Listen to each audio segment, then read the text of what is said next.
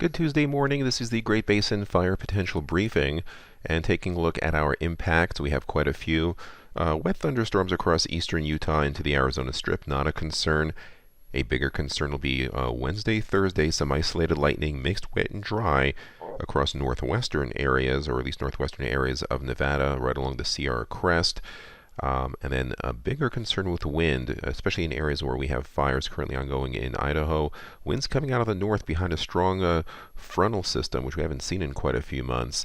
And we'll see how that plays out. That'll be Friday, maybe even some strong winds late Thursday. We'll see a bit more on our weather maps. Precipitation past 24 hours, light scattering amounts through eastern Idaho, parts of Nevada and Utah. We did have some lightning yesterday. Wetter amounts, 1/4 to a 1/2 inch where you see the darker blue. On the right-hand side, you can see where we had lightning up in the north across parts of western Wyoming and eastern Idaho. There were some fire starts. More widespread lightning, but getting gradually wetter as you head through central and southern portions of Utah down into the Arizona Strip.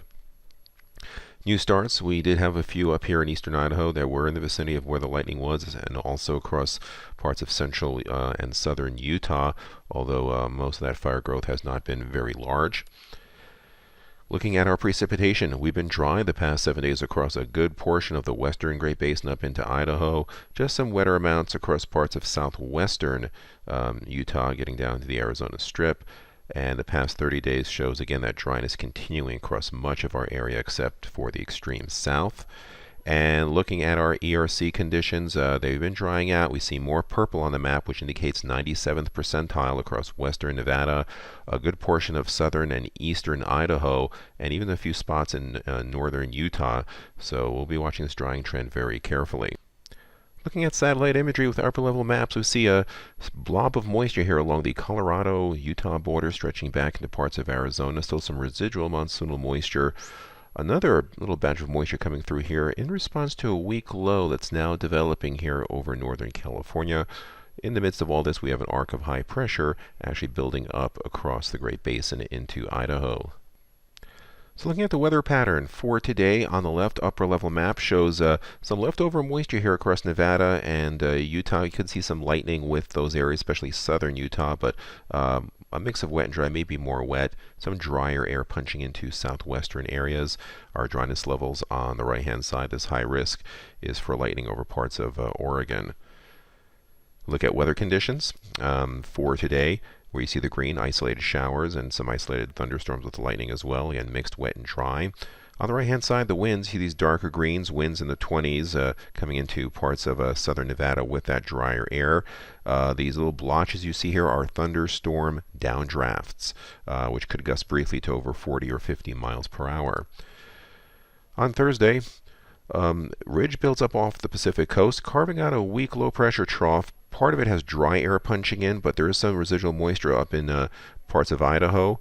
And we see here on the right-hand side where some of our areas have moistened up in our eastern areas of Utah down to the Arizona Strip, but still quite dry across much of our area, but no high risk at the present time. Weather conditions, mixed wet and dry, lightning where you see the green.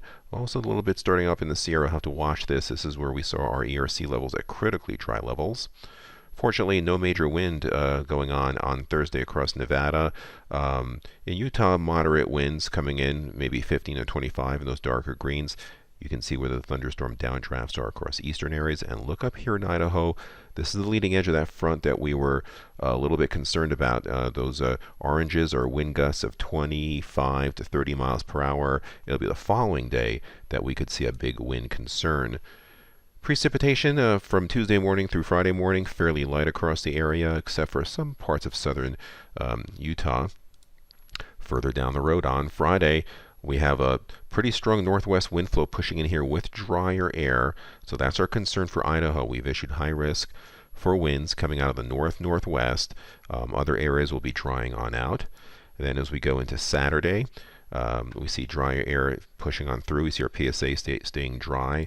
Sunday, Monday, we see high pressure starting to build on in, drier air pushing in, so we get back to above normal temperatures most likely. Precipitation, heaviest amounts, I won't call it heavy, but moderate across the Wasatch Mountains of Utah and into the Uintas. Otherwise, fairly dry, so we'll have to watch that lightning in the Sierra front. Maybe some moisture on the Sierra crest, but a little drier as you head further to the east. 8 to 14 day outlook shows a cooler than normal signal for our eastern areas, warmer than normal across the western Great Basin, but all of it shows drier than normal conditions, so we expect a temporary cessation of the monsoon. This concludes our briefing. Have a great day.